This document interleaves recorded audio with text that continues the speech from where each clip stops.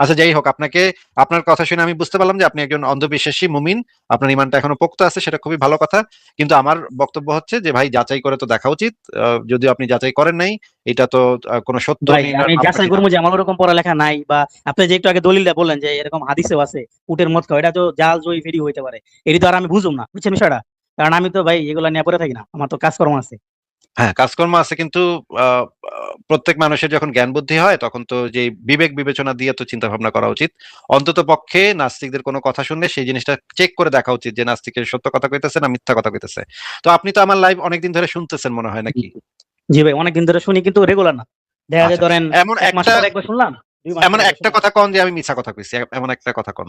যেমন ওই মুশফিক মিনার ভাইয়ের সাথে যে আপনার একটা কনভারসেশন ছিল আপনার, এই উম্মে হানির ঘর থেকে এনে কি জানি একটা একটা হাদিস নিয়ে পরে আপনার, আপনাকে মুশফিক মিনার ভাই বলছিল যে আপনি এটা আর কাউকে বলবেন না, বলেন।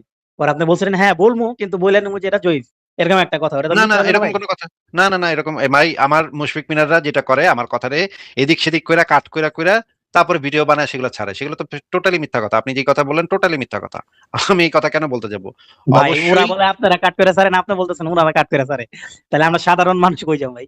ভাই তাহলে তো আহ, আপনার পুরো ভিডিওটা দেখতে হবে, সেই দিনের পুরো ভিডিওটা, সেই দিনের লাইভ ভিডিওটা দেখতে হবে। কাট পিস ভিডিও দেখলে তো হইব না। কথা যদি আগে পিছে পিছে বসায় দিই আপনার কথা, মনে করেন আপনি আপনি বলেন হ্যাঁ ভাই আছে ভাই ঠিক ঠিক, এই কথাটা বলেন। একটু পরে যদি আমি আপনার বলি যে আলী ভাই আপনি তো, আপনার নবী তো একটা লুচ্চা ছিল তাই না, তারপরে যে আপনার আগের যে কথাটা সেই কথাটা তাই নাই না, যদি আমি ওই ভিডিওর ওইখানে বসায় দিই, এই প্রশ্নটার পরে বসায় দিই, তখন তখন মানে আরেকজন মানুষ এসে শুনে ভাববো যে আসিফ মহিউদ্দিন জিগাইতেছে লুচ্চা নবী মোহাম্মদ ছিল নাকি, আর আলী কইতেছে হ হ ঠিক ঠিক আছে ভাই ঠিক ঠিক। এই দুইটা যদি একসাথে কেউ শুনে তখন ভাববো যে ওয়াও, এই আলী তো একটা সাতিমে রাসূল। কি এটা ভাববো নাকি? এটা কাট করলে ভাববো। এইরকম কাট করলে তো ভাববো। এই জন্য কাট ভিডিও তো কখনো আপনি শুনবেনই না। কাট ভিডিও তো ওদের মানে চুনাহাগা মুমিনরাই কাট ভিডিও গুলা বানায় বানায় ছাড়ে। এইগুলা তো শোনাই, এগুলা তো ভাই একদম আচ্ছা থার্ড আসিফ ক্লাস ভাই, জিনিসপত্র। আপনার আপনার আপনি জীবন নিয়ে আমি একটা প্রশ্ন করতে চাই, শুনবেন? যে আপনি আপনি আমাদের যদি আপনি উম্মে হানির ঘর থেকে হয়েছিল কিনা সেটার দলিলগুলা যদি আপনি চ্যালেঞ্জ করতে চান, আমার দরজা তো সবার জন্য খোলা থাকে ভাই। এই যে তো এখানে এসে চ্যালেঞ্জ করেন আমারে যে কোথায় পাইছেন, আসিফ মহিউদ্দিন তুমি কোথায় ভাই পাইছো বলো, আমারে দেখায় দাও যে উম্মে হানির ঘরের থেকে যে আমার নবী মিরাজ করছিল, কোথায় আছে এটা দেখায় দাও আমার, আমি দেখতে চাই। তুমি কেন আমার নবীকে নিয়ে মিথ্যা কথা বলেছো, আমাকে দেখায় আসিফ ভাই, দিবা তুমি। এটা আপনি জোর গলায় আমার লাইভে এসে দাবি করবেন, আমি আচ্ছা অবশ্যই আপনাকে সেটা, আমার কাছে যে দলিল প্রমাণ আছে সেটা আমি আপনাকে বের করে দেখাবো, কোনো সমস্যা নাই। আচ্ছা আপনি আসিফ কি ভাই, সেই আমি আপনার আপনার লাইফ আপনি আপনি যখন ফেস দিয়ে করতেন না ভাই, লাইভ আসতেন আপনি যে কি আগে ফেস আপনি কি ফেস সহ আসতেন আপনি না কি ভাই? আপনি কি সেই ভিডিও সেই ইয়াগুলা দলিলগুলা দেখতে চান যে উম্মে হানি? না ভাই দেখতেছেন, আমি এই সম্পর্কে আপনার কাছে থেকে অনেক দলিল দেখছি এবং অনেক ভিডিও দেখছি, বুঝছেন বিষয়টা? এই একই আচ্ছা, বিষয়। তো এখন আর দেখা শুধু শুধু সময় নষ্ট। আমি যে তাহলে প্রশ্ন আমরা করতে একটু, আসলে মনে করি। ঠিক আছে আমার কথা শুনেন না, ঠিক আছে আমরা একটু তাহলে একজন কয়েকজন আলেমের কথাই শুনি একটু। যদি আপনি একটু ধৈর্য ধরেন তাহলে একটু কয়েকজন আলেম, আমার কথা আচ্ছা ভাই, শুনেন না যান, ঠিক আছে যান, আমার ঠিক কথা আছে শুনেন ঠিক না, আছে। আমার কথা শোনা লাগবে না। আলেমগোর কথা শুনি, আলেমরা কি বলে। আলেমরা নিশ্চয়ই নাস্তিক না, আমরা শুনি এখানে কি বলে।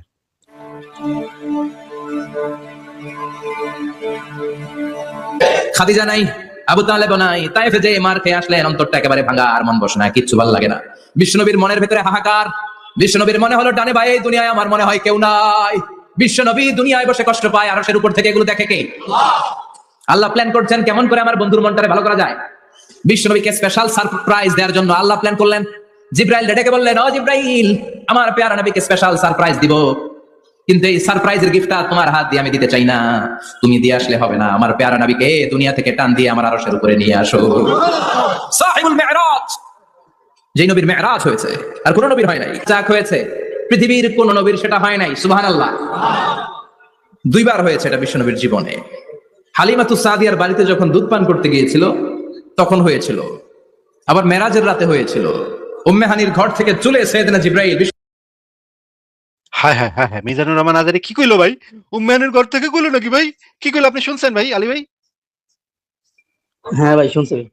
ওরে মারে, মিজানুর রহমান আজারি তো মিশা কথা, নাস্তিক কম তো মিশা কথা কইতেছে। দেখি আবার আবার একটু শুনি শুনি দেখি কি কয়। আবার মেরাজের রাতে হয়েছিল। ওনারা জাল তো সবকিছু নিয়ে ওয়াজ করে।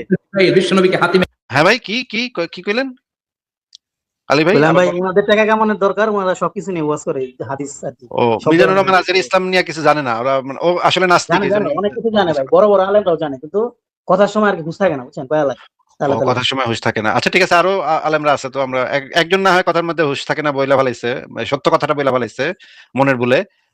ঠিক আছে, আমরা আরো আলেমদের কথা শুনবো, অসুবিধা নেই, শুনেন একটু। কাবায় শুইয়ে দিলেন, এরপর গলার নিচ থেকে শুরু করে নাভি পর্যন্ত বুকটা কেটে ফেললেন, বিশ্বনবীর হৃদয়টাকে বের করলেন, জামজামের পানি দিয়ে ধৌত করলেন, আবার পেটের ভেতরে হৃদয়টাকে ঢুকিয়ে দিলেন। দিস ইজ কল্ড শাক্কে সাদার। উর্দু ফার্সিতে বলে সিনা চাক, ইংরেজিতে বলে ওপেন হার্ট সার্জারি। সুবহানাল্লাহ পড়বেন না? আমাদের অনেকের ওপেন হার্ট সার্জারি হয় না, গলা থেকে নাভি পর্যন্ত কাটা, সেলাই করে দিলে আবার বাঁচে। এটা বিশ্বনবীর সিনা চাক থেকে আবিষ্কার হয়েছে, পড়েন আল্লাহু আকবার। কাফেরের বাচ্চারা চায় নবীজিকে নিচের দিকে নামাইতে, কবরে নিচের দিকে নামাইতে। আল্লাহ পাক রব্বুল আলামিন কয়, এই বেঈমানের দল, যেই রাত্রে তোরা আমার বন্ধুকে নিচের দিকে নামাইতে চস, সেই রাত্রে আমার বন্ধুরে আমি উপরের দিকে উঠামু। জবাবে তুর্কি বাতুল, উপরের দিকে উঠে। এখন উপরের দিকে যে উঠাবে, এটা রাসূল আকরাম সাল্লাল্লাহু আলাইহি ওয়াসাল্লাম নিজেই জানেন। নিজে কি জানে না। রাসূল আকরাম সাল্লাল্লাহু আলাইহি ওয়াসাল্লামকে শুধু ওই ঘর পরিবর্তন করার জন্য বলা হয়েছে, কোথায় নিবে এটা আল্লাহ পাক বলেন নাই। উম্মে হানির ঘরে রাসূল আকরাম সাল্লাল্লাহু আলাইহি ওয়াসাল্লামকে নিয়ে আসা হয়েছে এই জন্য যে নবীজির এই ভ্রমণটা শুরু হবে মসজিদে হারাম থেকে। কোথা থেকে? মসজিদে হারাম থেকে। তো মসজিদে হারামের সবচেয়ে নিকটতম ঘর হলো উম্মে হানির ঘর। আপনারা 90-এর দশকের আগে যারা মক্কা শরীফ গেছেন, ওনারা দেখছেন যে তুর্কিদের প্রথম করা মসজিদে হারাম যেটা, এটার মধ্যে বড় বড় দুইটা পিলার, বাবে আব্দুল আজিজ দিয়ে ঢুকিয়ে হাতের বাম পাশে পড়তো। এই দুই পিলারের মাঝখানের জায়গাটার নাম ছিল বাবে উম্মে হানি। এই বাবে উম্মে হানি এটা আসলে হযরত উম্মে হানি রাদিয়াল্লাহু আনহার ঘর। এর চেয়ে নিকটে আর কোনো ঘর ছিল না। তো যেহেতু কাজ মসজিদে হারামে, এই জন্য নিকটে নিয়ে আসা হয়েছে রব্বুল আলামিন ওই মেরাজের সফরের ভায়া বানানোর জন্য। আচ্ছা, আমরা দেখলাম যে উম্মে ঘর থেকে যে হয়েছিল সেটা অনেক আলেম বলতেছে। আরো আরেকজন আলেমের বক্তব্য একটু শুনি, দেখি। নবী মায়ের নবী তিনি উম্মে হানির ঘরে শায়িত। বাইতুল্লাহ, আল্লাহর ঘর, খানা কাবা, এর পাশে উম্মে হানির ঘর। যেই জায়গাটার ভিতরে উম্মে হানির ঘর ছিল, এই জায়গাটা এখনো সৌদি আরবের সরকার হেরাম শরীফের এরিয়ার ভিতরে। আপনারা যারা গেছেন জানি না, অজি গেছেন না এখানে অনেকে। উম্মে হানির ঘর যে জায়গা থেকে আল্লাহ রাসূলকে মেরাজ করানো হয়েছে, এই জায়গাটা হেরামের ভিতরে ঢুকাইছে। কিন্তু ওই জায়গাটার চিহ্ন হিসাবে খাম্বা যে আছে, খাম্বার প্লাস্টার করছে না। সব খাম্বাতে আপনি দেখবেন প্লাস্টার করা, টাইলস করা, কিন্তু এই খাম্বাটারে স্বাভাবিক রাখছে, কোনো কিছু লেখা নাই। সৌদি আরবের উলামায়ে কেরাম ওই বিশেষ বিশেষ জায়গাগুলোর জন্য আলাদা কোনো সাইনবোর্ড লাগিয়ে রাখে না, ভয়, কারণ মানুষ যদি আবার বিদআতে জড়িত হয়ে যায়, আবার যদি অতিভক্তি করতে গিয়ে এখানে আবার অন্য কিছু করে ফেলে, এই জন্য হালকা হালকা কিছু ইশারা রাখছে, যেটা উলামায়ে কেরাম বোঝে। বাংলাদেশ থেকে যত বড় বড় উলামায়ে কেরাম যান, আপনি ওই জায়গাটার মধ্যে গেলে ওনাদেরকে পাইবেন। কারণ উলামায়ে কেরাম হেরেম শরীফের উম্মে হানির ঘরে, ওই জায়গায় যেখান থেকে রাসূলের মেরাজ শুরু হয়েছিল, এই জায়গার মধ্যে তারা বসা থাকেন এবং এখান থেকেই তারা নামাজ আদায় করেন। ওই জায়গা থেকে জিবরাইল মারফতে আমার রাসূলকে আল্লাহ পাক মেরাজ করাইছে। কোন বছর? যে বছর নবীজির পেরেশানির বছর। আচ্ছা, আমরা আরো একজন আলেমের বক্তব্য শুনলাম। এবার আমরা বাংলাদেশের সবচাইতে বড় আলেম যার নাম হইতেছে আল্লামা দেলোয়ার হোসেন সাইদী। ভাই, আপনি তো দেলোয়ার হোসেন সাইদীরে চিনেন নাকি? নাম তো শুনছেন নাকি আলী ভাই? হ্যাঁ ভাই, ওনারা সবাই তো চিনে। এত বাংলাদেশের আনাচে কানাচে সবাই চিনে। দেখি আমরা দেলোয়ার হোসেন সাইদীর বক্তব্য একটু শুনি, তিনি কি বলে শুনি। রাসূলের মেরাজ পৃথিবীর কোন পয়গম্বরের কিসমতে যা হয়নি, তাই হয়েছে রাসূলের কিসমতে। ধুলির ধরা থেকে একটা মানুষকে, একটা স্থূল ওজনদার একটা মানুষ, জড়দেহ, এই মানুষকে পৃথিবীর মাটি থেকে মহাশূন্য পাড়ি দিয়ে কেমনি নিয়ে গেল আকাশে, এ নিয়ে বহুত প্রশ্ন রয়েছে। কেউ কেউ মেরাজকে অস্বীকার করেছে, কেউ বলেছে হ্যাঁ মেরাজ মানি, তবে মেরাজ সশরীরে হয় নাই, মেরাজ হয়েছে স্বপ্নে। আবার কেউ বলেছেন মেরাজ হয়েছে এটা একটা আত্মিক ব্যাপার, স্পিরিচুয়াল ব্যাপার, সশরীরে মেরাজ। অনেক অস্বীকার করেছেন। তাদের যুক্তি হলো যে ল অফ গ্রাভিটেশন, মাধ্যাকর্ষণ শক্তি পাড়ি দিয়ে একটা স্থূল জড় শরীর, এটা উঠলো কি করে? এটা তো ওঠার কথা নয়। আপেল গাছ থেকে আপেলটা ছিঁড়ে যখন পড়ে তখন তো উপরে যায় না, সেটা মাধ্যাকর্ষণ শক্তির বলে নিচে নামে, উপরে তো যায় না। কাজে মাধ্যাকর্ষণ শক্তি ল অফ গ্রাভিটেশনকে পার হয়ে কি করে একটা মানুষ উপরে চলে গেল? এ হলো 1 নম্বর প্রশ্ন, যারা অস্বীকার করে তাদের প্রশ্ন। 2 নম্বরে তাদের প্রশ্ন যে বুঝলাম না হয় কোনো কায়দা করে গেলে যায়া, সে কি ঘরের কাছে ব্যাপার? কোথায়? এখান থেকে চাঁদ হলো 2,32,000 মাইল, সূর্য হলো 9,30 লক্ষ মাইল, তারপরে মিল্কি ওয়ে, গ্যালাক্সি, এগুলি তারকার রাজ্য, উপগ্রহের রাজ্য, গ্রহের রাজ্য। তারা বলছে এটা একটা কথা নাকি? ওদের মাথায় ঢোকে না, বিশ্বাসই করতে চায়। হুজুর ফিরে এসে যখন বসেছেন, তারপরে আবু জাহেল এসে বলছে যে মুহাম্মদ সাল্লাল্লাহু আলাইহি ওয়াসাল্লাম প্রত্যেকদিনই তো নতুন নতুন কথা বলে, আজকে কোনো নতুন কথা আছে নাকি? বলছেন হ্যাঁ কথা আছে। কি বলে? এই যে শেষ রাত্রে আমার ফুফু উম্মে হানির ঘরের থেকে জিবরাইল এসে আমারে নিয়ে গেল বাইতুল মাকদিস। শুনছেন ভাই, আমার ফুপু উম্মেহানির ঘর থেকে, উম্মেহানি কিন্তু ফুপু ছিল না, উম্মেহানি ছিল চাচাতো বোন, যার সাথে মোহাম্মদের আগে একটা প্রেম ছিল। তার ঘরের থেকে দেলোয়ার হোসেন সাইদিও তো বলতেছে যে তার ফুপু উম্মেহানির ঘরের থেকে। উম্মেহানির ঘরের থেকেই তো হইলো নাকি, কি কইলো? সবাই তো এটাই বলতেছে। সবাই এটাই বলতেছে যে উম্মেহানির ঘরের থেকে যদিও এই বেটায় কইছে ফুপু, আসলে ফুপু না, ফুপু এই দেলোয়ার হোসেন সাইদি একটু ঘুরায় কইছে, যেন আর মানছে না বুঝে যে এই মহিলার সাথে যে মোহাম্মদের প্রেম ছিল এটা যেন না বুঝে, এই জন্য কইছে। এটা তো আমরা বুঝতেই পারি। এবার আমরা একটু দেখি যে কাবা শরীফে যে উম্মেহানির ঘরটা কোথায় কোথায় আছে, ঠিক কোথায় ছিল, পুরো একদম ভিডিও থেকে দেখি আমরা। এই ভিডিওতে একদম দেখতে পাবেন উম্মেহানির ঘরটা কই, কাবা শরীফের কোন পাশে। হ্যাঁ, দেখেন। আসসালামু আলাইকুম ওয়া রাহমাতুল্লাহি ওয়া বারাকাতুহু। আলহামদুলিল্লাহ, আমরা এখন অবস্থান করছি মক্কা শরীফের মসজিদে হারামের 1 নম্বর gate, king Abdul Aziz gate. আপনারা লেখা দেখতে পাচ্ছেন কিং আব্দুল আজিজ গেট। এই দিকে যদি সরাসরি প্রবেশ করি তোয়াফের জায়গায় নামার সময় আমরা হাতের বামে একটি ঐতিহাসিক জায়গা, একটি ঐতিহাসিক স্থানের সাথে আজকে আপনাদেরকে পরিচয় করিয়ে দেব ইনশাআল্লাহ। কাবা শরীফ দেখতে পাচ্ছেন, হাজী সাহেবরা অনেকে নামাজরত রয়েছেন, অনেকে বিভিন্ন কোরআন তেলাওয়াত, বিভিন্ন ইবাদতে মশগুল রয়েছেন। এই সিঁড়ি, কিং আব্দুল আজিজ গেটের সিঁড়ি দিয়ে যদি তোয়াফের জায়গায় নামার সময় বাম দিকে আমরা খেয়াল করব, একটি গোলাপি কালারের পিলার চোখে দৃষ্টিতে পড়বে। এই সিঁড়ি দিয়ে নামার সময় হাতের বাম দিকে খেয়াল করব, যে জায়গাটাকে উম্মে হানি হিসাবে আমরা ওই যে ওই যে গোলাপি পিলারটা দেখতেছেন ভাই, আস্তে আস্তে আমরা সামনের দিকে যাব। হ্যাঁ ভাই, ভাই দেখতেছি, গোলাপি দেখতেছি। পিলারটা দেখতেছেন, এইটা হইতেছে উম্মেহানির ঘর ছিল এখানে। এই গোলাপি পিলারটা বাম দিকে দেখা যাচ্ছে তো গোলাপি পিলারটা নাকি? হ্যাঁ ভাই, দেখতেছি। তাহলে কয় কদম, এই যে কাবা শরীফ থেকে কয় কদম দূর এটা? এই তো 20 15-20 কদম, হবে। 20-25 কদমের ভিতরে হইব, তাই না? হুম, হুম। তার মানে এই ঘর থেকেই সেই ইয়াটা হয়েছিল, যে মানে ঘটনাটা ঘটছিল এই ঘর থেকে। এইবার আমরা দেখি যে কোন দলিল প্রমাণে কি কি লেখা আছে, সেই জিনিসটা আমরা একটু দেখি। যে এই যে দেখেন, এইটা সরাসরি বই থেকে দেখেন উম্মেহানি, এই যে এই বইটা থেকে আমি দেখাচ্ছি, কোন বই থেকে সব কিছু এইগুলা আমি দিয়ে দেখছি আমি, এগুলা সমস্যা নেই। দেখছেন এগুলা, যে যে দলিল প্রমাণে এই উম্মেহানির ঘর থেকে লেখা আছে। তাহলে উম্মেহানির ঘরের থেকে যে মেরাজ হয়েছে, এটা কি নাস্তিক আসিফে বানাইছে, নাকি পৃথিবীর সবচেয়ে বড় বড় সৌদি আরবের সরকার থেকে এই জিনিসটা, সরকারি বইতে এটা লেখা আছে, কোনটা? আচ্ছা, বুঝতে পারছি। এখন সরকারি ভাই, বইতে আপনারা সৌদি আরব থেকে প্রকাশিত সরকারি বই, যেটা গভর্নমেন্ট, সৌদি গভর্নমেন্ট বাইর করছে, সেই বই থেকে আমি আপনাদের দেখাই দিলে, সেটা আমার কাছে আছে। হজ গাইড। বুঝতে পারছি অথেন্টিক সৌদি যেটা সৌদি বুঝাইতেছে সরকার না। যে সৌদি সরকার যে হজের গাইড বাইর করে, যে কেমনে আপনি হজে গিয়া বাংলাদেশের মানুষদের জন্য একটা বাংলা হজের গাইড বাইর করে, সেইটা প্রত্যেক হাজিদেরকে দেয় একটা করে এক কপি, যে কোথায় কোন কি পাইবো না না পাইবো, কোন জায়গায় গেলে কি দেখবো না না দেখবো, সেগুলো কোনটার পরে কোনটা করব, সেটার একটা গাইড বই দেয়। সেই গাইড বইতেও লেখা আছে খুব সুন্দরভাবে যে এইখানে এই হইতেছে উম্মানের ঘর, এইখান থেকে মেরাজ হয়েছিল, এটাও লেখা আছে। তাহলে ভাই এটা কি নাস্তিক আসিফ বানাইছে, নাকি এটা তাহলে একদম? ভাই উনি যে বলছিল ওটা কি এই জিনিসটা ছিল না? কোনটা? এই যে জয়ীফ হাদিসের কথা যে বলছিল, এটা কি উম্মে হানির ঘর থেকে যে হয়েছে, এই কথা নিয়ে আপনার সাথে কথা হইতেছিল না? এটা নিয়ে কথা হয়েছে একবার মুশফিকের সাথে, কিন্তু এই যে এক একটা হাদিসকে, অনেক হাদিসকে অনেকেই জয়ীফ বলে, অনেকে আবার হাসান বলে, অনেকে আবার সহি বলে।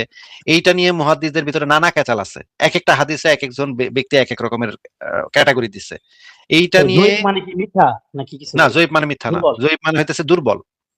আচ্ছা, এইটার যে যে এই বক্তব্য যারা এটা রাবি যারা এই হাদিসটা যারা নিয়ে আসছে, মানে হাদিস সংকলকের কাছে পর্যন্ত নিয়ে আসছে, সেই চেইনের ভিতরে একজন মানুষ ছিল দুর্বল। তার সম্পর্কে কিছু অভিযোগ পাওয়া গেছে, যে যেমন ধরেন সে টাকা দিয়ে টাকা ফেরত দেয় নাই, বা হয়তো একটা মানে সেরে মানে দাঁড়ায় দাঁড়ায় পেশাব করছে, এরকমের কিছু একটা অভিযোগ আছে। কিন্তু এইটা তো ওই হাদিসটাকে মিথ্যা প্রমাণ করে না। মনে করেন তাহলে আপনি মনে হয় ভাই আমি যে ভিডিওটা দেখছিলাম, ওই যে কি জানি কাজ্জাব নাম, ওর নাম, ওই হ্যাঁ হাদিস না এটা? এই কাজ্জাব, হ্যাঁ, একজন হাদিস, ওই হাদিসের একজন রাবিকে কিছু মুহাদ্দিস কাজ্জাব বলছে। কিন্তু সে যদি কাজ্জাব হয়ও, মানে তার যদি অন্য আরো 10টা মিথ্যা কথা থাকে, তার মানে তো এটা না যে এই কথাটাও মিথ্যা। মনে করেন আপনি 10 জায়গায় 10টা মিথ্যা কথা বলছেন, কিন্তু আমার লাইভে এসে আপনি একদিন সত্য কথা বলছেন। এইটা তো অসম্ভব কিছু না যে আপনি আগে 10টা কথা মিথ্যা কইলে এই 11 নম্বর কথাটা আপনি মিথ্যাই কইবেন। এইটা তো নেসেসারি না, এটা তো যৌক্তিক কোনো কথা হইলো না যে আপনার সব কথাই তাহলে মিথ্যা। এটা তো যুক্তি হইলো না। তো এমনও হইতে পারে আপনি ওই 10টা মিথ্যা কথা কয়ে 11 নম্বরটা সত্য কথা কইছেন, বা আপনি 10টা সত্য কথা কয়ে 11 নম্বরটা মিথ্যা কথা কইছেন, এটাও তো হইতে পারে, তাই না? হ্যাঁ ভাই, কিন্তু তারপরে সত্যবাদীদের কথা মানুষ একটু গ্রাহ্য দেয়, যে উনি সেটা 10টা যেহেতু গ্রাহ্য সত্য দেয়, বলছে, গ্রাহ্য 11 দেয়, নাম্বারটা কিন্তু সত্য হতে পারে। গ্রাহ্য দেয়, কিন্তু কিন্তু তাতে তো আমরা যৌক্তিকভাবে এই সিদ্ধান্তে আসতে পারি না যে তার কথাটা মিথ্যা। তার কথাটা সন্দেহের অবকাশ হইতে পারে, যে সে যেহেতু মিথ্যা কথা কয়, সেটা একটু সন্দেহ করতে পারি আমরা, কিন্তু তাতে তো কথাটা মিথ্যা প্রমাণ হয় না। না না, মিথ্যা তো প্রমাণ হইব না, এটা হয় না। হ্যাঁ, তাহলে আমরা যদি দেখি অন্যান্য সার্কামস্টেন্সিয়াল এভিডেন্স যদি আমাদের কাছে থাকে, যেমন ধরেন, যদি আমাদের কাছে সিরাত গ্রন্থ একই বর্ণনা থাকে, যদি আমাদের এবং ঘরটা যে কত কাছাকাছি সেটা আপনাকে আমি দেখাইলাম, কাবা শরীফ থেকে কত কাছাকাছি ঘর, এই যে 20 কদম 25 কদমের দূরত্ব, এবং তার আগে এর সাথে অ্যাড হয় হচ্ছে কি মোহাম্মদ আগে এই মেয়ের সাথে প্রেম করতো, মেয়ের সাথে প্রেম ছিল, ছোটকালে বিয়ে করতে চাইছিল, চাচারে গিয়া কইছিল যে চাচা আমার সাথে বিয়া দেন, চাচা কইছে না তুমি তো গরিব মানুষ, তুমি মানে ভেড়া ছাড়াও, তোমার সাথে বিয়া দিব না, এই টাইপের একটা কথা কইছিল। তাইলে ভাই তো যে ভাই বাংলা ছবির কাহিনীর মতো লাগতেছে। যাই হোক, এগুলা যদি ভাই সত্য হাদিস হয়, এগুলা লিখছে কি? এরা তো তারা নবীজির ক্ষতি করলো ধরতে গেলে। তাহলে তো আমি এগুলা কি কি লিখছি, আমার কেন কইতেছেন এগুলা, আমি কি লিখছি এডি ভাই? না না, আপনাকেই বলতেছি যে এগুলা যারা লিখছে এরা কি সহিহ হাদিস? এই এগুলা হচ্ছে গিয়ে তারিখ গ্রন্থে লেখা, মানে হচ্ছে তারিখ গ্রন্থ মানে হচ্ছে গিয়ে নবী, মানে নবীর যে আগে পিছের যে কাহিনী, সেগুলা কাহিনীগুলো অনেকগুলা বর্ণনা তারা একত্রিত করছে। এগুলোর ভিতরে অনেকগুলাই সহিহ হাদিস, অনেকগুলা হাসান হাদিস, অনেকগুলা জয়ীফ হাদিস, অনেকগুলা দুর্বল হাদিস, এই হাদিস সেই হাদিস, নানা ক্যাটাগরি পরবর্তীতে করছে, কিন্তু এই বর্ণনাগুলা পাওয়া গেছে। সেই বর্ণনাগুলোর ভিতরে দেখা যাচ্ছে যে নবী ছোটকালে, এবং এটা যে শুধুমাত্র ছোটকালের ব্যাপারটা না, বৃদ্ধ বয়সেও মোহাম্মদ উম্মেহানির 2 বার বিয়ার প্রস্তাব দিছে আরো, সেইগুলো আবার সহিহ হাদিস। তখন ঘটনার সাথে ঘটনা মিলাইলে তো বোঝা যায় যে ছোটবেলাও প্রেম ছিল, আবার বড় হইলো প্রেম, মানে বয়স হয়ে যাওয়ার পরে সেই প্রেম একই রকম ছিল। এই জিনিসগুলো তো একটার সাথে একটা মিলাইলে বোঝা যায় ভাই। হ্যাঁ, এটা তো ভাই যদি আপনি যেভাবে বলতেছেন এইভাবে সিরিয়ালি যদি কেউ মিলাইতে যায় বুঝতে পারবো, কিন্তু মানে আমার যে একটার সাথে প্রশ্নটা একটা ছিল। যদি ম্যাচ করে, একটার সাথে যদি একটা বর্ণনার সাথে যদি আরেকটা ম্যাচ করে যায়, আরো অনেকগুলা সহিহ হাদিসে আছে মোহাম্মদ মক্কা বিজয়ের দিন তার পাশে বসে আছে, এক পাশে বসে আছে ফাতেমা, এক পাশে বসে আছে উম্মেহানি। উম্মেহানি তো হইতেছে গায়রে মাহরাম, তাই না? হুম মোহাম্মদের হুম চাচাতো বোন না, হুম গায়রে মাহরাম। হুম। এখন আপনি হাদিসের ভিতরে, আমি হাদিসটা বের করতেছি, দেখেন একটু আগে শুনে নেন। এক পাশে বসে আছে মোহাম্মদের মেয়ে ফাতেমা, আরেক পাশে বসে আছে উম্মেহানি। মুহাম্মদ শরবত খাইয়া, শরবতের অর্ধেক খাইয়া উম্মেহানির দিকে আগায় দিল, বললো এই শরবতটা খাও, মানে হ্যাঁ, পাশাপাশি শুনছিলাম এটা বৈশা। একটু আগে। আপনার কাছ থেকে মনে আচ্ছা, হয় শুনছিলাম অনেক আগে। আচ্ছা, এইটা যে আপনার কাছে মনে হয় না যে এটা কিভাবে সম্ভব? মক্কা বিজয়ের সময় তখন তো পর্দার বিধান নাজিল হয়ে গেছে, তখন তো পর্দা পশিদা করতে হবে, গায়রে মাহরাম তো পর্দা করবো। ওতে তারা হচ্ছে গায়রে মাহরাম, তারা পাশাপাশি বসে আছে, শরবত খায় একজন আরেকজনের দিকে আগায় দিয়া কইতেছে আবার খাও। এটা কিভাবে সম্ভব? এইটা তো ম্যাচ করে না, তো মিলে না তো ইসলামের বর্ণনার সাথে, নাকি ভাই?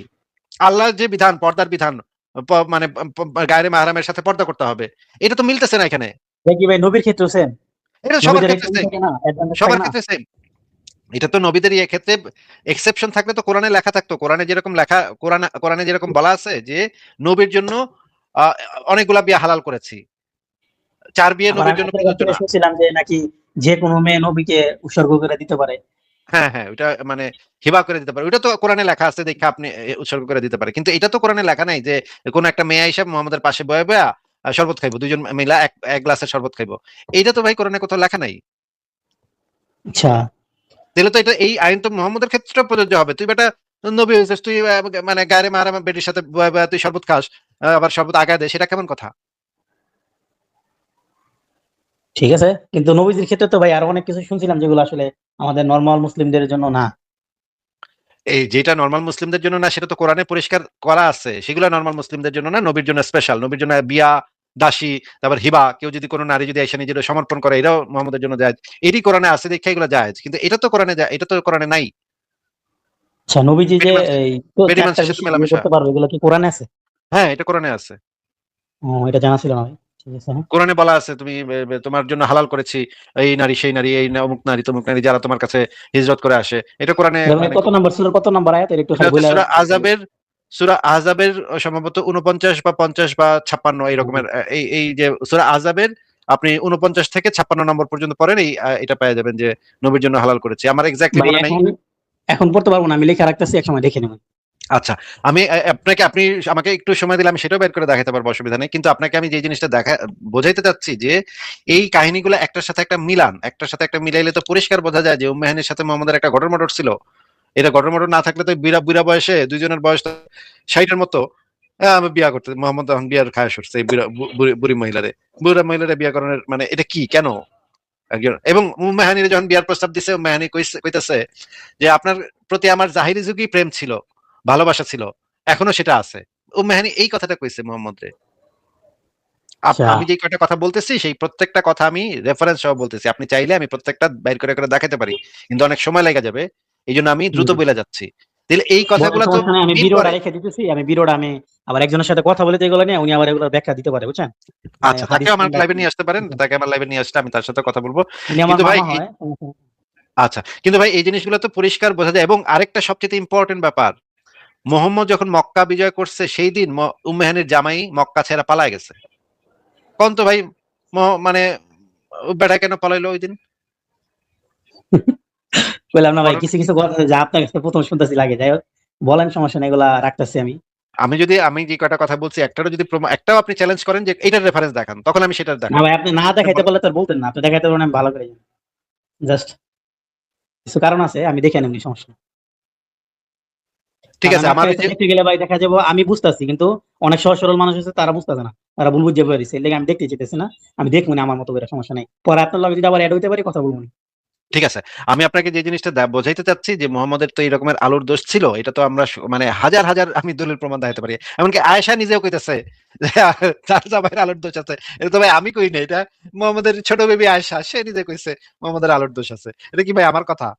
তাহলে আমি যদি আচ্ছা বলি আকিব ভাই, মোহাম্মদের আপনার আলুর সাথে দোষ তো আছে। অনেকক্ষণ কথা হইলো, এখন তাহলে কি শুরুতে যে প্রশ্নটা করতেছে ওটা কি একটু করুন, তাহলে আপনি এগুলো বলতে সুবিধা হবে আর কি, আচ্ছা ঠিক এই আছে, বলেন রিলেটেডই। বলেন বলেন।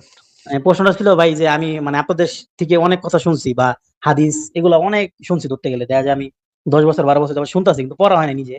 অনেক হাদিস শুনছি, এরকম কোন হাদিস শুনে নাই যে ভাই ওই সময়কার যারা নবী বিরোধী ছিল, নাস্তিক ছিল কিনা কইতে পারবো, নাস্তিকই ধরতে গেলে, যেহেতু নবীকে মারতে চাইতেছে, নবীজির বিরুদ্ধে কথা বলতে চাইতেছে, আবার বানায় বানায় নবীজির বিরুদ্ধে অনেক কথা নাকি বলছে তারা, কিন্তু তারা কখনো বলে এই কয়টা বিয়ে করছে, দাসী, এগুলো না বলে কথা বলেনি, এগুলো বলে এখনকার এই বাংলাদেশের নাস্তিকরা বেশি বলে। তো এইটা ভাই আপনি একটু বলেন তো ভাই, যদি মানে অ্যান্সারটা যদি দেন। আমি দেখাতে পারি যে এই রকমের মানে কথা ওই সময়ের মানুষই বলছিল, যদি আমি এটা দেখাতে পারি, তাহলে আপনাকে এই কথা কে বলছে সেই তার নামটা একটু বলেন তো। আমার পরিচিত, এটা মানে আমার পরিচিত আর কি, বলতে চাইতেছি না, কিন্তু আচ্ছা উনি আর কোন জ্ঞানী আর কি, উনি হচ্ছে আপনার মুফতি, বুঝছেন? আচ্ছা, ঠিক আছে, আমি আপনাকে তাহলে সেই দলিলটা বের করে দেখাচ্ছি। সেই সময়ের একজন ব্যক্তি ছিল হুয়াই ইবনে আখতাব, ইহুদি নেতা, সাফিয়ার পিতা, যে সাফিয়াকে মোহাম্মদ রেপ করছিল। ঠিক আছে, সাফিয়ার পিতা, তার নাম ছিল হুয়াই ইবনে আখতাব। ঠিক আছে, ওয়াই শুনতে ইবনে পাচ্ছেন? আখতাব। হ্যাঁ, এই হুয়াই ইবনে আখতাবের একটা রেফারেন্স আমি এখন বের করব। হুয়াই ইবনে আখতাব একটা চমৎকার কথা কইছিল যে আমি আপনাকে দেখাচ্ছি সরাসরি স্ক্রিনে, আপনি যেহেতু এটা দেখতে চাইছেন সেহেতু আমি সরাসরি দেখাচ্ছি দলিলটা। অন্য দলিল যদি দেখতে চান যখন, তাহলে সংশয়.com-এ খুঁজে দেখতে পারেন, সংশয়.com-এ সবই দেয়া আছে।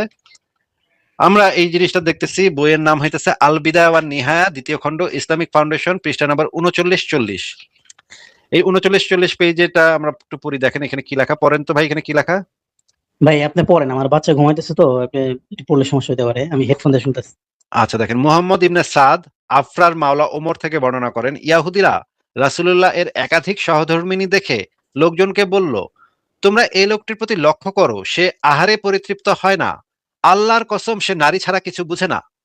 সমাজে তার একাধিক সহধর্মিণী থাকায় তারা তার প্রতি বিদ্বেষ পোষণ করে এবং তার প্রতি দোষারোপ করে। তাদের মন্তব্য হলো, ইনি যদি ইনি নবী হতেন তাহলে নারীদের প্রতি এত লিপ্সা থাকতো না। এই কুৎসারটনে সবচেয়ে অগ্রণী ভূমিকা পালন করেন হুয়াই ইবনে আখতাব। কিন্তু আল্লাহ তাদেরকে মিথ্যাবাদী প্রতিপন্ন করেন এবং নবী করিমের প্রতি তার দান ও অনুগ্রহের কথা উল্লেখ করেন। আর আল্লাহ কোথায় মিথ্যা প্রতিপন্ন করলো? মিথ্যা প্রতিপন্ন তো হইল না, আমরা তো দেখতেই পাইতেছি নবী এক রাইতে 11 জনের সাথে ডিংডং খেলতো।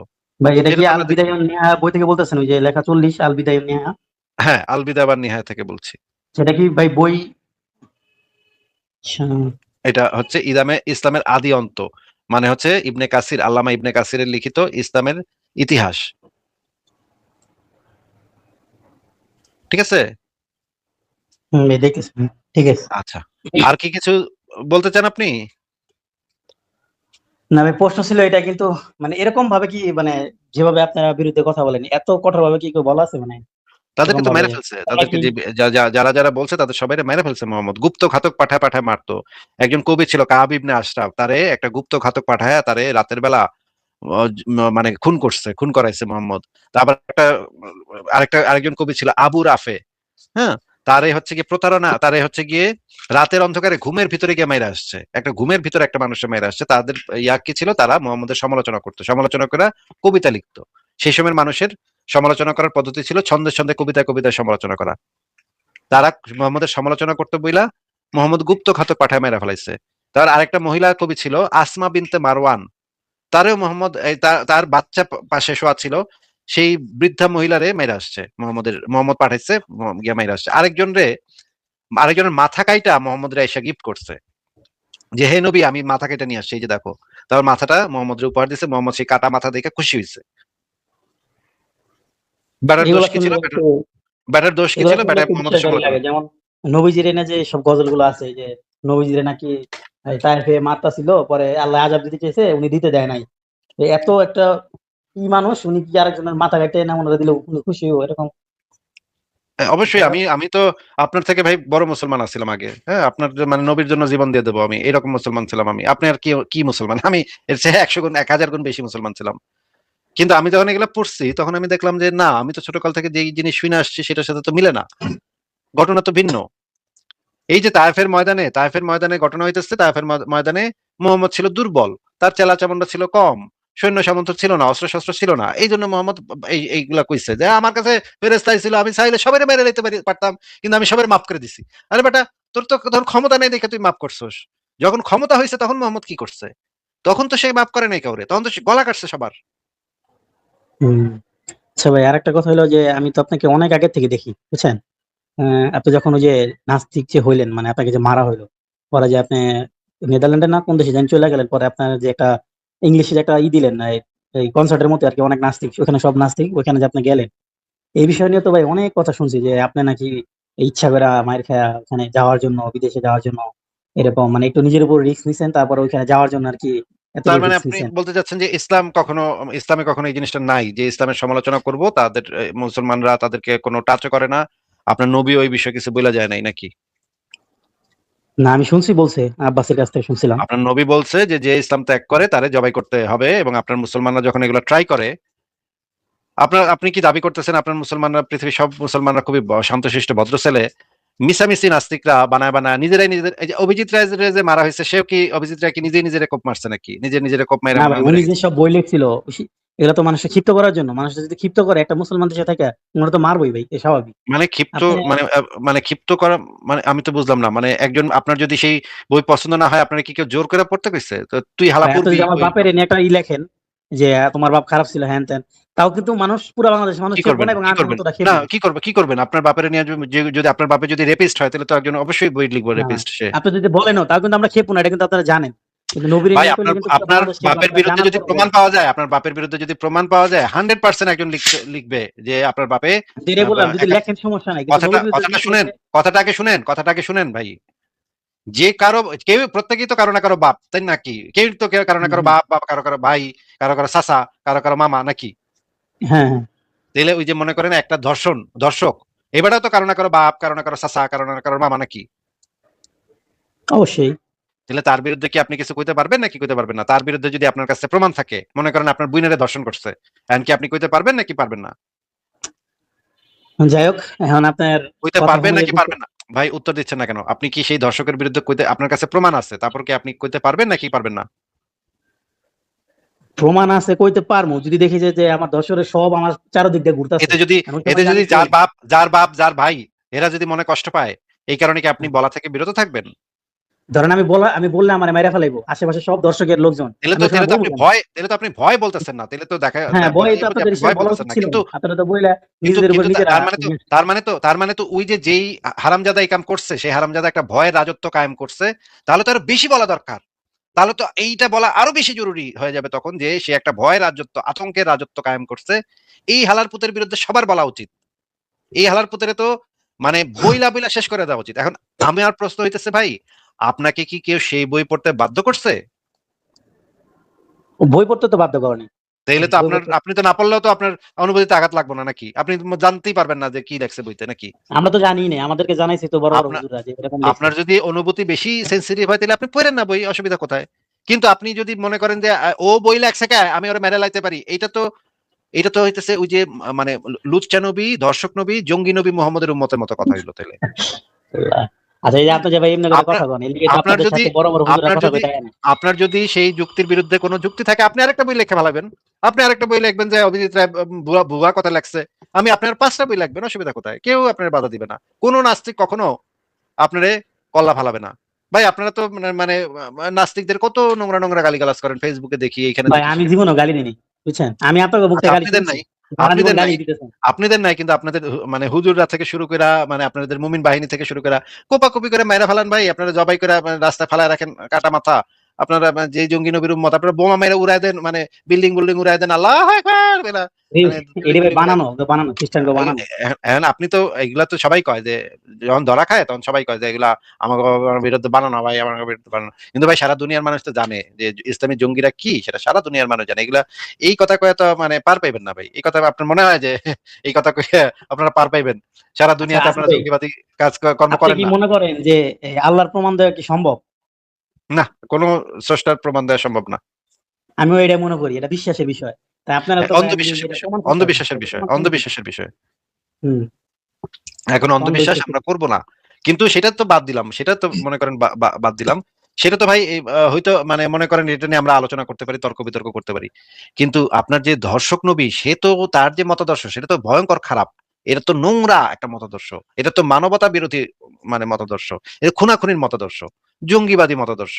এই বিষয়ে তো আমরা একদম মানে একদম স্ট্রংলি আমাদের অবস্থান নিতে হবে যে এই রকমের জঙ্গি লুচ্চা নবীর ইয়াগুলা মানে মতাদর্শ সমাজে প্রচলিত হইতে দেয়া যাবে না। ভাই অভিজিৎ রায় কি মানে এই যে বইটা যে লেখছিল তার আগে কি উনি কি মুসলমানদের হাতে কি উনি মার খেয়েছিল বা এরকম কিছু? আপনি তারপর আপনি চুপ করে কয়টা গেছে? বই পড়ছেন অভিজিৎ রায়ের? কোন তো দেখি একটা বইয়ের একটা নাম বই কোন তো নাই, দেখি। আমি শোনা কথা ও একটা পড়েন শুন- নাই আপনি? আপনার অনুভূতি লাগিয়া গেছে নাকি? অনুভূতি না ঠিকই না, লাগছে, আমি কিন্তু আপনি বলতেছি, বই পড়েন নাই। আমার এই প্রশ্নটা হচ্ছে কথা এরকম আমিও যে শুনছি যেমন ভাই, যেমন এই কথা আপনি আমিও ভাই, শুনছি। আপনি যেমন এই কথা ভাই আমিও শুনছি। আমারে যারা আক্রমণ করছিল তাদের সাথে পরে আমার দেখা হয়েছে। আমি তাদের জিজ্ঞাসছিলাম, আচ্ছা কোন লেখাটা পড়ে তোমাকে সবচেয়ে বেশি আঘাত লাগছে কত? এরা কয় আমার একটা লেখা এরা পড়ে নাই, আমার একটা লেখা এরা দেখলাম পড়ে ভাই নাই। যে পড়ি নাই, আমাদের বড় বড় হুজুরা বলছে আপনারা বহুত খারাপ, হ্যান ত্যান, এটাই তো আপনাদের চিনছে ফার্স্টে, বুঝছেন বিষয়টা? ও কি আপনারা আপনারা কত শিক্ষিত, কত জ্ঞানী দেখেন। আপনারা পড়েন নাই ভাই কিন্তু আমরা, অনুভূতিতে আঘাত লেগে গেছে, ভাই আপনি বেটারে বেশ ভালো মেরে করে ফেলাইছেন। জানেন আমরা বাংলাদেশি লোক ভাই, আমাদের কাজ করে খাইতে হয়। আমাদের দেখা গেল 12 ঘন্টা কাজ করতে হয়, আমাদের তো ভাই মানে এক্সট্রা সময় দেওয়ার মতো সময় নেই, বুঝছেন? কিন্তু একজন তারপরেও মানুষ আপনাদের আপনারা তো মাইরা শুনে শুনে ফেলতেছেন, যতটুকু জ্ঞান অর্জন করা যায় কিন্তু এতটুকু। একজন মানুষ আপনারা মাইরা ফেলাইতেছেন, কিন্তু আপনারা একটু দেখবে দেখতেও যান নাই যে বেটা লেখছে কি একটু পড়ে দেখি, এটা দেখতে যান নাই। দেখুন ভাই, সময় লাগে দেখুন আস্তে আস্তে। আগে মেরা লই তারপর সময় এলে দেখুন নাকি। ভাই আমি তো কাউরে মারিনি, যাই হোক। আপনার তো এখন দিনী বাইরে তো মারছে, মারছে না? আমি বললাম না যে আপনি ধরেন না আপনার বোনকে দর্শন করছে, পরে আপনার দর্শক সব আশেপাশে 100 জন দর্শক, মাঝখানে আপনি এগুলো বলতেছেন, আপনি একটু মায়ের বই স্বাভাবিক। না, আপনি আমি তো যুক্তি দিয়ে অবশ্যই আপনাকে বলবো, বললাম। আমি তো অবশ্যই আমার মারলে মারুক, আমি তো বলবোই। যাই হোক। আমি এই যে এই এখন ভাই, ভয়কে আমি চুপ করে থাকবো নাকি? অন্যায় দেখলে আমি বলবো না? হ্যাঁ ঠিক আছে, আপনার আপনার ইস্যু ঠিক আছে, আপনি সাহসী মানুষ বলছেন, কিন্তু এটা কি ভাই যারা বলে, আমি বলি না, আমার কথা না, যে আপনি নাকি ইচ্ছাকৃত ভাবে এইভাবে এই ঘটনা ঘটায় জার্মান এটা দেওয়ার জন্য এটার বা সপক্ষে কি উন্নত কোনো দেশে প্রমাণ যাওয়ার দিচ্ছে? জন্য এরকম করছেন? এটার সপক্ষে কোনো প্রমাণ দিচ্ছে? প্রমাণ না, মানে ওই যে বলতেছে যে এই আচ্ছা, ঘটনা হওয়ার পর পরে আপনি নাস্তিকদের সাথে কিভাবে গেলেন এত লোকের সাথে? মোহাম্মদ যখন মক্কায় দেবদেবীদের মূর্তির সমালোচনা করতো, তখন যে মোহাম্মদের পাশে লাথি মেরে মক্কা থেকে বাইর করে দিল, মোহাম্মদে কি নিজে নিজে এগুলা বানায় বানায় করছে নাকি আসলেই তারে অত্যাচার করছিল? অত্যাচার তো করছে, হ্যাঁ। ও আমি যদি কই যে না মোহাম্মদ নিজে এগুলা বানায় বানায়, এগুলো মিশা কথা, মোহাম্মদ নিজেই বানায় বানায় করছে এগুলা মদিনায় আসসালাম পাওয়ানোর লিগা, তাহলে তাহলে হে যদি করে থাকে তাহলে আপনি কি সেম করতে চাইতেছেন যে উনাটাও আমি আমি করছি? আমি আগে জানতে যাব, আমার বিষয়ে কথা বলার আগে আমি জানতে যাব মোহাম্মদের বিষয়টা আগে ক্লিয়ার করেন। মোহাম্মদের কি প্রমাণ আছে যে কুরাইশরা অত্যাচার করছিল? প্রমাণ তো ভাই আসলে সবকিছু কি প্রমাণ দেওয়া যায়?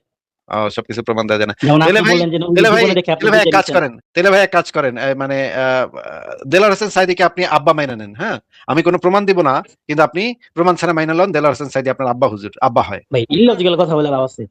আরে ইতিহাসের প্রমাণ কথা, দেবো কেন? ইতিহাসের কথা বলে। যুক্তি বা প্রমাণ তো আমি দিব না। আপনি না বললেন প্রমাণ দিয়ে তো ভাই যে সবকিছু আপনি হয় যেমন না। একটু আগে বললেন ওই যে জীবন দেখে আপনি সিরিয়াল বাই সিরিয়াল রেখে বুঝে লাইছেন, তো ওরকম আর কি আমি তো বললাম যে এরকম আমি তো বোঝা যায়। যুক্তি আমি তো যুক্তি প্রমাণ দিয়ে যাচাই বাছাই করি। আমি তো যুক্তি ছাড়া মানি না। কিন্তু আপনার তো স্ট্যান্ড হইতেছে প্রমাণ লাগবো কে? কইলেই তো হইলো। দেলোয়ার হোসেন সাইদিকে আপনি এখন থেকে আব্বা ডাকবেন। ঠিক আছে? এটা তো ভাই আপনি যদি আমি যদি কই না এটা সম্ভব না, তো এমনি মানে ন্যাচারালি হয়ে যায়, সবাই আশেপাশে সবাই জানে আমার বাপকে। এখন থেকে আপনি কইবেন, তাইলে তো জানবো। কইলে তারপর জানবো না। আল্লাহ। বলবেন, আচ্ছা ভাই, আপনি এখন সবাই বলবেন দেলোয়ার হোসেন সাইদি আপনার আব্বা লাগে, এখন এটা ভাই আপনি আপনার সবাই সাথে বলবেন। পরবর্তীতে বুঝছেন ওই যে কথাটা বললেন যে কি জানি বইটার নাম জানি কি ভুলে গেলাম ভাই, 40 নাম্বার যে ছিল, এই 40 নাম্বার যে ছিল বইটার নাম জানি কি, আল বিদায় ওয়ান নিহায়া না বইটার নাম, যে হাদিসটা দেখাইলেন? হ্যাঁ, ওই যে সংশয়.com এ পাবেন। আপনি সংশয়.com এ ঢুকে নবী মোহাম্মদ কি সর্বকালের সর্বশ্রেষ্ঠ মানুষ ছিলেন, এই লেখাটার ভিতরে পেয়ে যাবেন, অথবা সাফিয়ার লেখাটার ভিতরে পেয়ে যাবেন। আচ্ছা ঠিক আছে ভাই, অনেক সময় নিয়ে নিচ্ছি। আর একটা কথা বলি যে বিগ ব্যাংকের যে বিষয়টা ভাই বুঝছেন, আমি এটা নিয়ে পড়াশোনা খুবই কম, তবে একটা খালি প্রশ্ন করি যে যদি এক প্রাণীতে সব প্রাণী হয় তাহলে সব প্রাণী দেখতে প্রায় সেম, মানে যাদের এক জাতের অনেক প্রাণী আছে। বিগ ব্যাং এর সাথে প্রাণীর কোনো সম্পর্ক নাই ভাই। প্রাণীর সম্পর্ক বিগ হইতেছে ব্যাং বা সরি বিগ ব্যাং ভুল করে ফেলেছি, সরি। মানে আমি বলতে যে প্রাণীর যে সৃষ্টি, এক প্রাণী থেকে যে সব প্রাণী আসছে। প্রাণের সৃষ্টি হয় নাই ভাই, প্রাণের উদ্ভব আচ্ছা, হয়েছে। যাক আমার কইতে ভুল হইতেছে। হ্যাঁ, উদ্ভব হয়েছে যেটা বলা হয়েছে যে সব প্রাণী ভাই এরকম, যে যাদের একটা অস্ট্রেলিয়া জাতের গরু একরকম দেখা যায়, বাংলাদেশের জাতের গরু একরকম দেখা যায়, মানে চেনার কোনো উপায় নাই। কিন্তু এই 7 বিলিয়ন মানুষ, 7 বিলিয়ন ফেস, 7 বিলিয়ন ফিঙ্গারপ্রিন্ট, তো এরকম হওয়া কি ভাই পসিবল? মানে কোনো থিওরিতে আপনাদের অবশ্যই পসিবল। কোন মানুষের সাথে কোন মানুষের মিল হবে না এটা? শোনেন ভাই, আপনি যখন এই যে সেটা মানে চায়নার লোকদের দেখলে আপনার কাছে মনে হবে কি সবার চেহারা এক, হ্যাঁ? আরে ওরা তো সবার চেহারা এক লাগে, হয় না এরকম? মনে হয়েছে চায়নার ফিঙ্গারপ্রিন্ট লোকদের চিনবে দেখে? না ভাই? হ্যাঁ ভাই, থুতু ফিঙ্গারপ্রিন্ট ফালায়েন না, থুতু ফালায়েন না ভাই, থুতু ফালায়েন না, এইভাবে থুতু ফালায়েন না। মানে গলা শুকিয়ে গেছে ভাই, এত কথা বলেন তো কখনো। ঠিক আছে, চায়নার মানুষদের দেখলে আপনি দেখছেন যে আপনার কাছে মনে হয় না যে একরকম চেহারা সবার? মনে হয় যে বললাম ফিঙ্গারপ্রিন্ট। মনে হয়েছে? ফিঙ্গারপ্রিন্ট না কিঙ্গারপ্রিন্ট সেটা তো জিজ্ঞেস করিনি। চায়নার লোকদেরকে দেখে আপনার মনে হয় না? সেটা আগে কোন। একটু মনে হয়, হ্যাঁ, কিন্তু পুরা সেম হবে। চায়নার লোকদেরকে দেখলে আমাদের মনে হবে যে এরা তো একই চেহারা, সবারই তো একই চেহারা ভাই, একই ছোট ছোট চোখ। কারণ হচ্ছে আপনি যেই মানুষদের দেখে অভ্যস্ত, সেই চোখ নিয়ে যখন আপনি চায়নার মানুষদের দেখেন তখন আপনার কাছে চাইনিজও যা মনে হয়, বাংলাদেশের মনে করেন চাকমা তাদেরকে একই রকম মনে হইব আপনার। আপনি কবেন আরে ওরা তো চায়না, চায়নার লোকজন মনে হয়। বা কোরিয়ানদের দেখলে আপনার একরকম মনে হইব, ফিলিপাইনের লোক দেখলে আপনার একরকম মনে হইব, কারণ আপনার দৃষ্টি। গরু ভেড়া এগুলা সবার চেহারা একরকম না, এক একজনের চেহারা এক এক রকম। এটা আপনার কাছে মনে হইতেছে যে তাদের সবার চেহারা একরকম। এগুলা অস্ট্রেলিয়ান গরু যে এক চেহারা, ভারতের গরু এক চেহারা, এগুলা আপনার কাছে মনে হয়, কিন্তু এই ব্যাপারটা আসলে হ্যাঁ, এরকম না। ঠিক আছে ভাই, আপনি এই যুক্তিটা ঠিক আছে, মেনে নিলাম আর কি। হ্যাঁ, ঠিক আছে, তাহলে আজকে বিদায় দেই, ভালো থাকেন। ঠিক আছে ভাই, ওকে ভাই। ঠিক আছে, ঠিক আছে। পরের জনকে যুক্ত করি। আরেকজন গালিগালাজ করতেছে একজন, তাকে দেখি। আহ মিজানুল যুক্ত করা আছে, কথা বলেন। মিজানুল বলেন। হ্যাঁ, মিজানুল তোর চেলা চামড়া না গালিগালাজ করতেছে। হ্যাঁ, মানে আবার দেখেন, এই মুমিন প্রতিদিন আইসা যুক্ত হয়ে গালিগালাজ করে আইসা। কি রে ভাই, এটা কি? কি তোর পাগল নাকি? এটা কি পাগল নাকি?